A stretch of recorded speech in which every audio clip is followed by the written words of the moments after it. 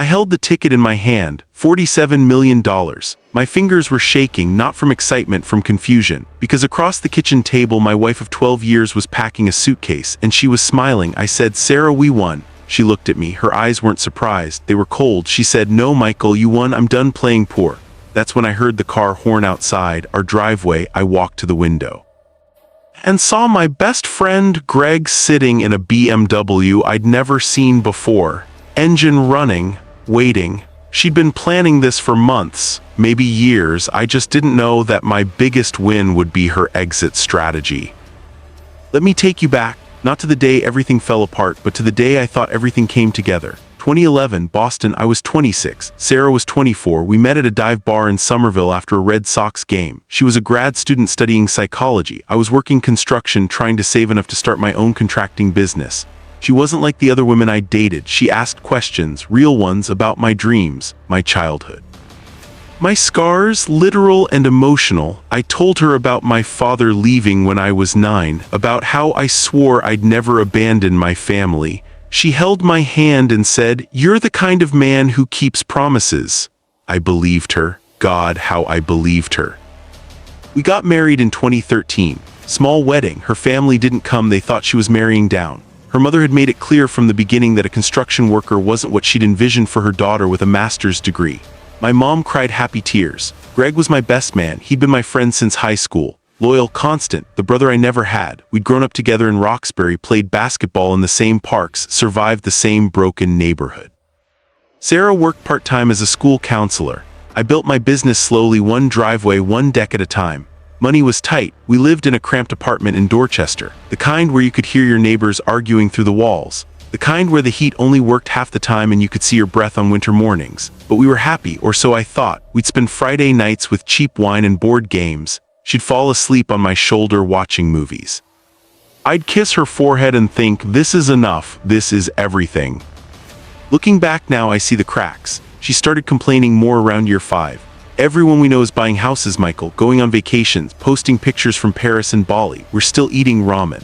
I'd remind her we were building something, that patience pays off, that success doesn't happen overnight. She'd nod, but her eyes would drift. There was this emptiness there I couldn't fill, no matter what I did, no matter how many extra hours I worked. Greg was around a lot, more than usual.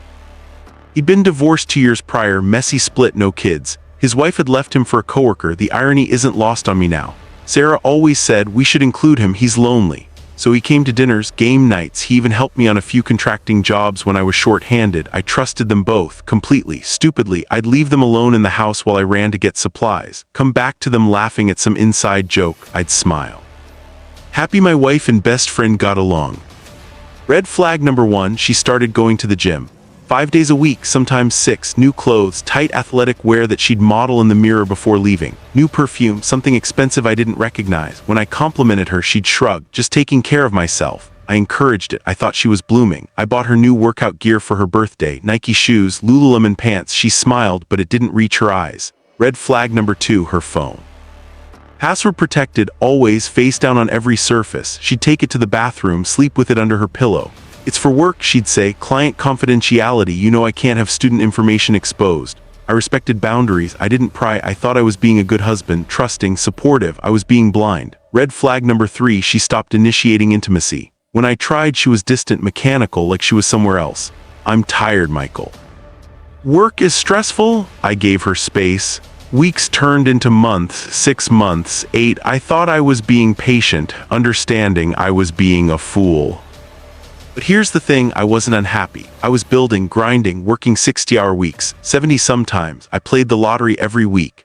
Same numbers, 4, 17, 23, 31, 42, 9. My mom's birthday, my wedding date, random luck, $7 a week. A small dream and a cheap ticket. I never thought I'd win. The odds are astronomical. 1 in 292 million. But you play anyway, you hope anyway. Until March 14th, 2024. The day that changed everything. The day I learned that sometimes your greatest blessing reveals your greatest curse.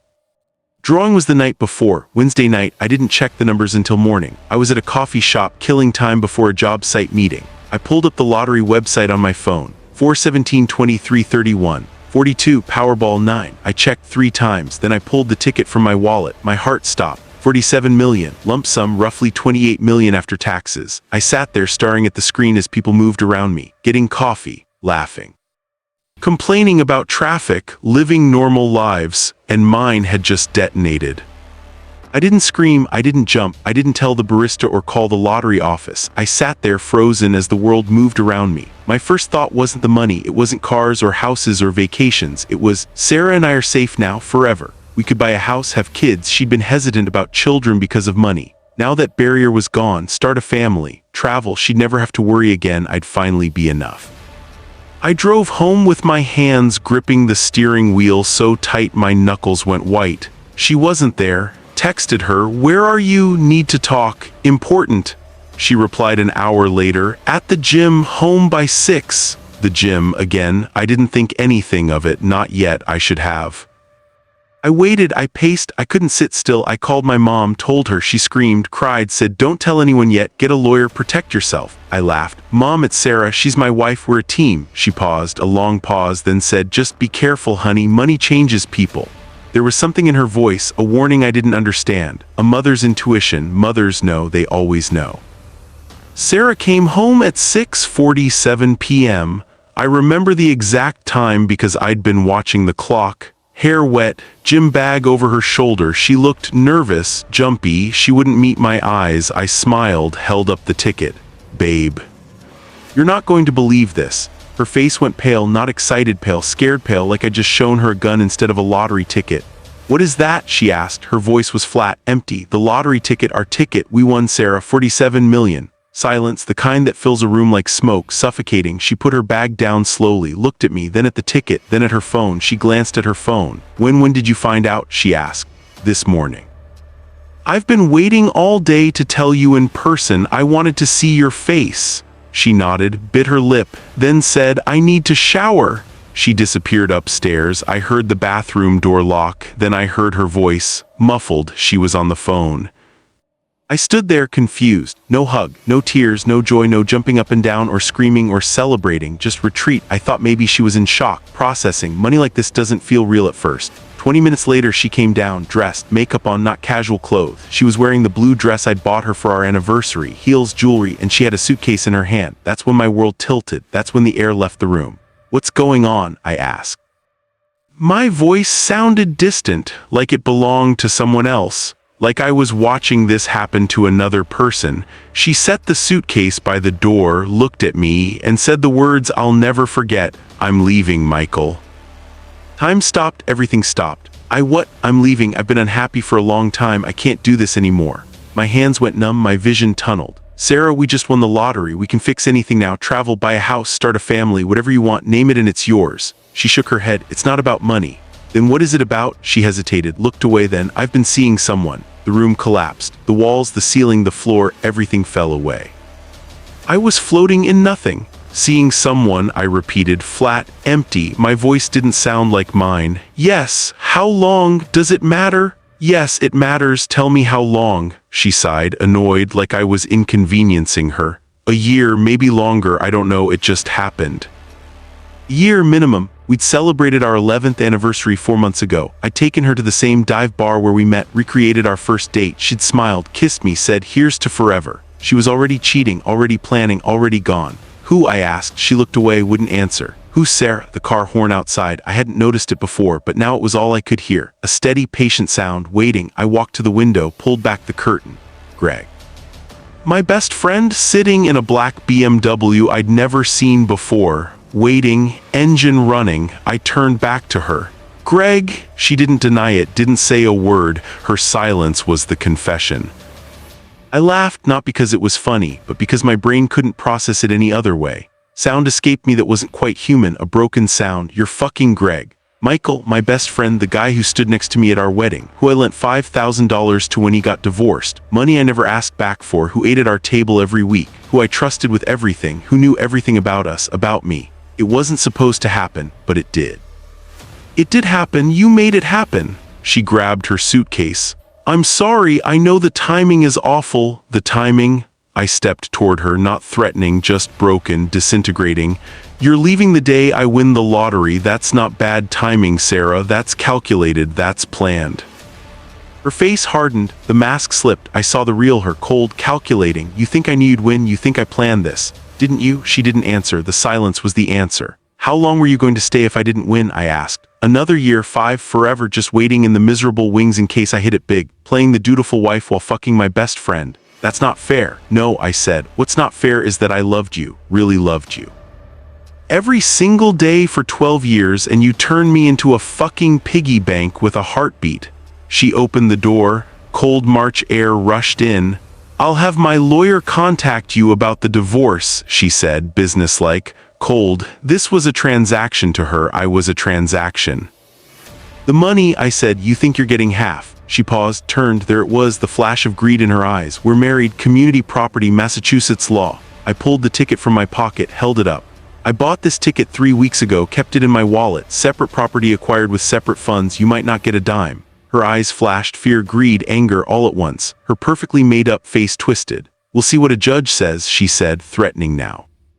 Then she walked out, got into Greg's car. He didn't look at me, coward, couldn't even face what he'd done. They drove away, taillights disappearing into the night. I stood in the doorway holding a ticket worth $47 million, and I'd never felt poorer in my life. I'd never felt more alone. The first 48 hours were a blackout. I don't remember eating, sleeping, showering. I sat on the couch, stared at the wall. The ticket was on the coffee table, mocking me, a piece of paper that had destroyed my life. My mom came over, let herself in with the spare key I'd given her years ago, held me while I cried. I'm not ashamed to say it, I sobbed like a child. 38 years old, and I cried in my mother's arms like I was 9 again. Why wasn't I enough? I asked her. What did I do wrong? She didn't have an answer. No one did. There wasn't an answer. Day 3, I called a lawyer, top divorce and estate attorney in Boston, Richard Feldman. His retainer alone was $15,000. I explained everything. He listened without interrupting, took notes. When I finished, he said, when exactly did you purchase the ticket? 3 weeks ago, receipts timestamp, March 21st, gas station on Dorchester Avenue. Same place I always buy them. And you're certain she didn't contribute funds? It was my money, my account. I bought it like I do every week, $7. She didn't even know I still played. He smiled, actually smiled. Then we have a strong case for separate property. Massachusetts law is clear on this, but she'll fight, expect war. I nodded. I don't care, she doesn't deserve a penny, not one fucking penny. War came fast. Sarah's lawyer filed for divorce within a week, claimed irreconcilable differences, and demanded 50% of the lottery winnings, citing marital partnership and emotional labor, and supporting me through the difficult years of building my business. Emotional labor. From the woman who emotionally dismantled me. The woman who planned her escape while I planned our future. The woman who fucked my best friend in what was probably our bed. The media got wind of it. Local news first, Channel 7, then Channel 5, then national, CNN, Fox, MSNBC. Lottery winner's wife leaves him for his best friend. It was tabloid gold. The perfect storm of betrayal, greed, and cosmic irony. The story everyone wanted to talk about. My face was everywhere. Sarah's too, and Greg's. Photos from our wedding, from Facebook, from Sarah's Instagram. The public backlash against them was nuclear. Social media tore them apart. Reddit threads with thousands of comments, Twitter hashtags, TikTok videos, death threats, doxing. People found Greg's business page and left thousands of one-star reviews. Found Sarah's school and started a petition to have her fired. How can she counsel children when she can't be faithful to her own husband? Greg lost clients. He was a freelance graphic designer. His business collapsed in 2 weeks. Sarah was put on administrative leave from her school counseling job. The irony of a counselor who couldn't counsel her own marriage wasn't lost on anyone. But here's the twist. Some people defended her, not many, but some. He probably neglected her emotionally. Money doesn't fix a broken marriage. She has a right to leave. We don't know the full story. They weren't wrong. She did have a right to leave, but the timing, the betrayal, the affair, the cruelty, that's what people couldn't forgive. I claimed the winnings, went to lottery headquarters with Richard, lump sum $28.4 million after taxes. They took my photo with one of those giant checks. I didn't smile, the photo went viral. Saddest lottery winner ever. My lawyer set up a trust, protected assets, moved money into investment accounts. We prepared for battle. Discovery phase was brutal. Text messages, emails, financial records, phone records, GPS data from her car, from her phone. They subpoenaed everything. That's when I found the real evidence. Messages between Sarah and Greg dating back 18 months, not a year, 18 months, recovered from cloud backups and phone company records. Her lawyer tried to block them. Invasion of privacy. Richard argued they were relevant to the case. The judge agreed. I read every single message, all 1,847 of them, tortured myself with every word. Sarah to Greg, I can't wait to leave him, just need to time it right. Greg to Sarah, what if he finds out? Sarah, he won't, he's too trusting, almost pathetic. That word, pathetic. Greg, once you're free we can go anywhere, start over. Sarah, I just need to make sure I'm not walking away empty-handed. I've put up with him for 10 years, I deserve something. Every word was a knife. Every message a betrayal layered on top of the last, pictures they'd sent each other, hotels I recognized, times I was at work, at job sites, building a future for us while they destroyed it. And then 1 month before the lottery win, Greg wrote, "What if you just leave now, we'll figure it out, I love you." Sarah replied, "No, I need to secure something first. He's got that contractor business, it's finally profitable, maybe I can leverage that in the divorce or wait a bit longer and see what else comes up." She was already planning her exit. The lottery just accelerated it, changed the math, raised the stakes, made her move faster than she'd planned. But here's the part that broke me. The message that made me realize I never knew her at all, a message from the night before she left. March 14th, 11:43 p.m. I was asleep, she was in the bathroom. Sarah to Greg, he won the lottery. Greg, what, how much? Sarah, 47 million. Greg, holy shit, are you staying? 3 dots. She'd paused, thought about it. Sarah, no, if I stay now it looks like I only care about money. I leave now, I can say I was already done. Already planning to leave, then fight for half later. Optics. Greg, you sure that's a lot of money to walk away from? Sarah, I'm not walking away from it, I'm positioning myself to take half of it, trust me. Optics, she left me to look noble, to appear like the betrayed wife who walked away from wealth for love. It was a performance, every tear, every word, every moment scripted, rehearsed. My lawyer Richard presented the messages in court, printed and bound, highlighted. The judge read them in silence. The courtroom was so quiet you could hear people breathing. Hear the air conditioning, hear my heart breaking all over again. Then he looked at Sarah. Mrs. Richardson, these messages suggest premeditation and financial motive. That weakens your claim considerably, her lawyer scrambled. Your Honor, private messages taken out of context, they're time-stamped and explicit. I see no alternative context here.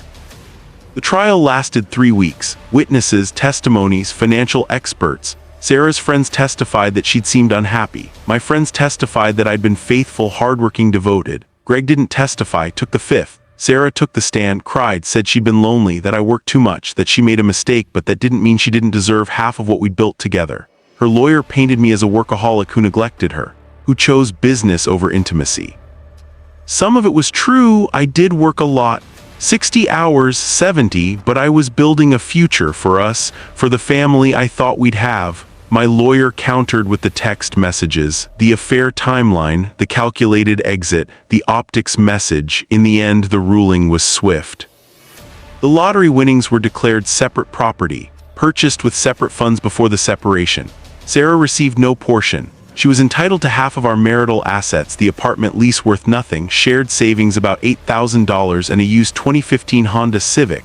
She walked away with roughly $12,000 in legal fees that buried her. Her lawyer had worked on contingency, expecting a percentage of millions. He got nothing. And billed her $70,000 for costs she'd have to pay in installments for years. Greg left her 3 months later, couldn't handle the public shame, the hate mail, the debt, the reality that she wasn't the fantasy he'd imagined. Turned out when you're not sneaking around, when it's not forbidden, when it's just regular life with bills and responsibilities and consequences, the thrill dies. She called me 6 months after the divorce finalized. I saw her name on my phone and my hands shook. I'd blocked her everywhere, but she called from a different number. I almost didn't answer. But I did. Some part of me needed to hear what she'd say. "Hello? Michael, it's me." Silence. "I know I don't deserve to talk to you, but I need you to know I'm sorry. I made a terrible mistake. I was confused, scared. I don't know what I was thinking." I waited, said nothing. "Can we meet, talk? I miss you." "I miss us." I closed my eyes, took a breath. "No, Sarah, we can't. Please, I know I hurt you, but we had something real once, didn't we? I thought we did, but I don't know anymore. I don't know if any of it was real. It was, I swear it was, the beginning, the first years, that was real. Then why? I don't know, I got lost. I wanted more and I didn't know what more meant. and by the time I realized what I had, it was gone. You didn't lose it, Sarah, you threw it away. For what? For Greg, for money you didn't get, for some fantasy that didn't exist. She was crying now, I could hear it. I know, can you ever forgive me? I thought about it, really thought about it. Maybe someday, but not today and not ever in the way you want. I don't hate you, I just don't feel anything anymore. I hung up, blocked the number. That was 2 years ago, I haven't heard from her since. So what do you do when you win everything and lose everything in the same breath?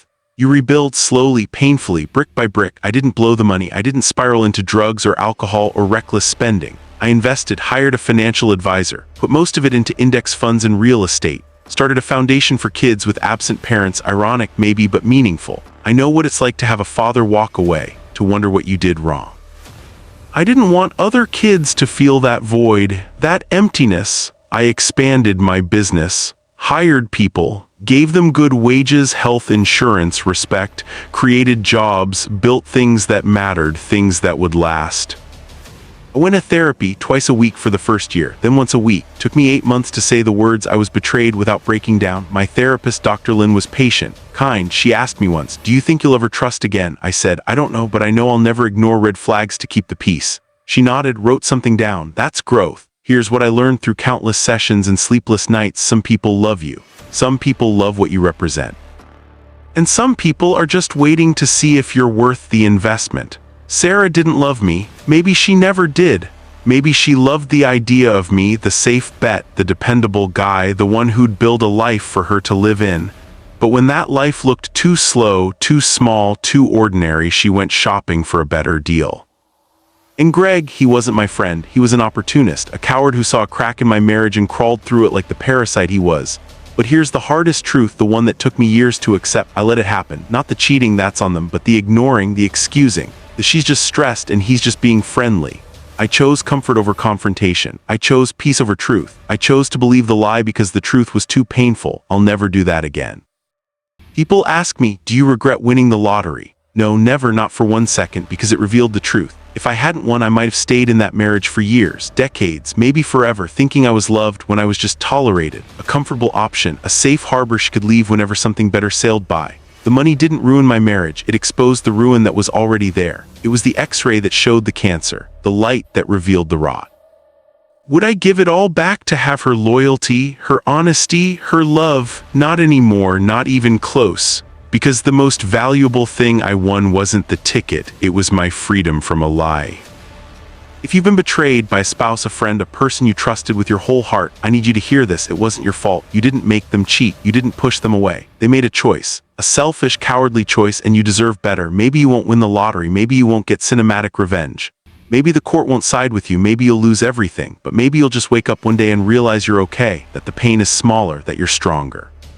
That's the real win, the quiet victory of survival. I'm not healed, not completely. I still have bad days. Nights when I wake up and reach for someone who isn't there. Days when I see couples laughing and I feel that old ache. Moments when I wonder if I'll ever let anyone in again. I still wonder what I missed, what I could have done differently. But I'm here, I'm whole, I'm building a life I'm proud of. And if you're reading this broken and raw and wondering if you'll survive, you will. Not because you're strong, but because you have to be. Because the alternative is staying broken. And you deserve more than that. You deserve healing, peace, maybe even love again someday. One day you'll look back and realize the person who left wasn't the prize, you were. I held the ticket in my hand, $47 million, and the woman I loved walked out the door, but I'm still here, and she's not, and that somehow is enough.